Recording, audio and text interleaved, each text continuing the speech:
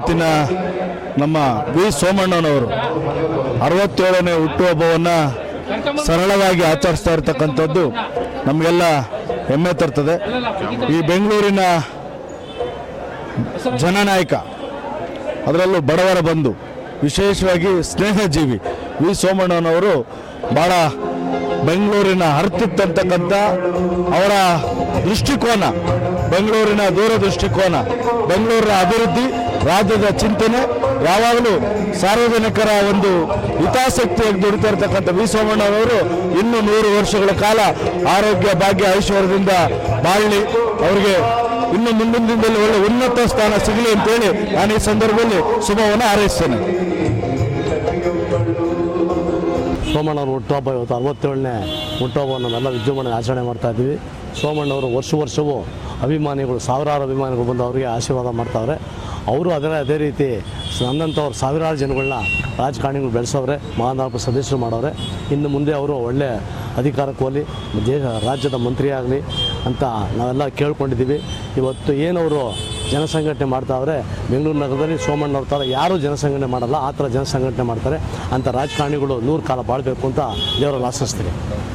ಪ್ರತಿ ವರ್ಷದಂತೆ ಈ ವರ್ಷವೂ ಕೂಡ ನಮ್ಮ ಆತ್ಮೀಯರು, ನಮ್ಮ ಪಕ್ಷದ ನಗರ ಪಾಲಿಕಾ ಸದಸ್ಯರುಗಳು, ಮಾಜಿ ನಗರ ಪಾಲಿಕೆ ಸದಸ್ಯರು ಮತ್ತು ಎಲ್ಲ ಪಕ್ಷದವರು ಕೂಡ ಸೇರಿ ಸೋಮಣ್ಣನಿಗೆ ಒಂದು ಸಂಭ್ರಮವನ್ನು ಆಚರಣೆ ಮಾಡ್ತಕ್ಕಂಥ ಒಂದು ಸಂದರ್ಭ ಇದು. ಸುಮಾರು ವರ್ಷಗಳಿಂದ ನಡ್ಕೊಂಡು ಬಂದಿದೆ. ಸಾರ್ವಜನಿಕ ಜೀವನ ಮುಳ್ಳಿನ ಹಾಸಿಗೆ. ಈ ಮುಳ್ಳಿನ ಹಾಸಿಗೆಯಲ್ಲಿ ಯಾವ ರೀತಿ ನಾವು ಇರಬೇಕು ಅನ್ನೋದಕ್ಕೆ ಈ ಜನರ ಉತ್ಸಾಹ ನನಗೆ ಒಂದು ರೀತಿ ಎಚ್ಚರಿಕೆ ಗಂಟೆ ಆಗಿದೆ. ಈ ಎಚ್ಚರಿಕೆ ಗಂಟೆಯನ್ನು ಗಮನದಲ್ಲಿ ಇಟ್ಕೊಂಡು ನಾವು ಮಾಡುವ ಒಳ್ಳೆ ಕೆಲಸಗಳನ್ನು ಜನಸಾಮಾನ್ಯರಿಗೆ ತಲುಪಿಸೋ ಜೊತೆಯಲ್ಲಿ ಬಡವರನ್ನು, ಧ್ವನಿ ಇಲ್ಲದ, ಆಸರೆ ಇಲ್ಲದ ಎಲ್ಲ ವರ್ಗದ ಜನರಿಗೂ ಕೂಡ ಶಾಂತಿ ನೆಮ್ಮದಿಯಿಂದ ಬದುಕು ಮಾಡೋದಕ್ಕೆ ನಾವು ಏನನ್ನು ಮಾಡಬೇಕು ಅಂತ ಆಸೆ ಇಟ್ಕೊಂಡು ನಮ್ಮ ಅನುಭವ ಹಂಚ್ಕೊಳ್ತೀವೋ ಅದಕ್ಕೆ ಪ್ರತಿಯೊಬ್ಬರಿಗೂ ಕೂಡ ಈ ರೀತಿಯಾದ ಅವಕಾಶಗಳು ಸಿಗೋದು ಭಾರಿ ಕಡಿಮೆ. ಅದು ಯಾವುದೋ ಜನ ತಾಯಿ ತಂದೆ ಆಶೀರ್ವಾದ, ಪೂರ್ವಜನ ಸುಕೃತ ನಮಗೆ ಇವತ್ತು ಲಭಿಸಿದೆ. ಇದನ್ನು ನಾನು ಒಂದು ರೀತಿ ಆಶೀರ್ವಾದವಾಗಿ ಸ್ವೀಕಾರ ಮಾಡಿ ಜನರ ದುಃಖ ದುಮ್ಮಾನವನ್ನು, ಅವರ ಕಷ್ಟವನ್ನು, ಅವರ ನೋವನ್ನು ಹಂಚಿಕೊಂಡು ಅದನ್ನು ಬಗೆಹರಿಸ್ತಕ್ಕಂಥ ಪ್ರಾಮಾಣಿಕವಾದ ಪ್ರಯತ್ನವನ್ನು ಇನ್ನೂ ಕೂಡ ಸ್ವಲ್ಪ ಜಾಸ್ತಿ ಮಾಡಬೇಕು ಅನ್ನೋದು ಇವತ್ತಿನ ಈ ಸಂದರ್ಭ ನನಗೆ ಒಂದು ರೀತಿ ಸ್ಫೂರ್ತಿಯನ್ನು ಕೊಟ್ಟಿದೆ.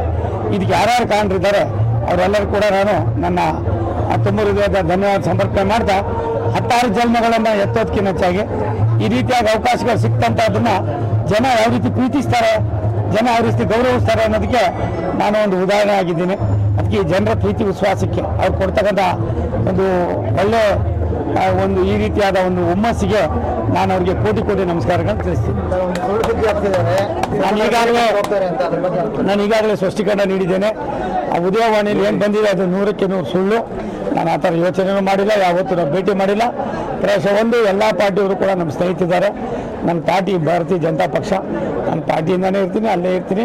ಏನೆಲ್ಲ ಪಾರ್ಟಿ ಕೊಡಬೇಕೋ ಎಲ್ಲವನ್ನು ಕೊಟ್ಟಿದೆ, ಅದು ಋಣವನ್ನು ತೀರಿಸ್ತೀನಿ. ಯಾವ ಪಾರ್ಟಿ ಅನ್ನೋದಕ್ಕಿಂತ ಹೆಚ್ಚಾಗಿ ನಾನು BJP ಪಾರ್ಟಿಯಲ್ಲಿ ಇರ್ತೀನಿ. ಯಾವುದೇ ಕಾರಣಕ್ಕೂ ಅದಕ್ಕೆ ನಾನು 1 ಸೆಕೆಂಡು ಕೂಡ ಚಿಂತನೆಯನ್ನು ಮಾಡಿಲ್ಲ.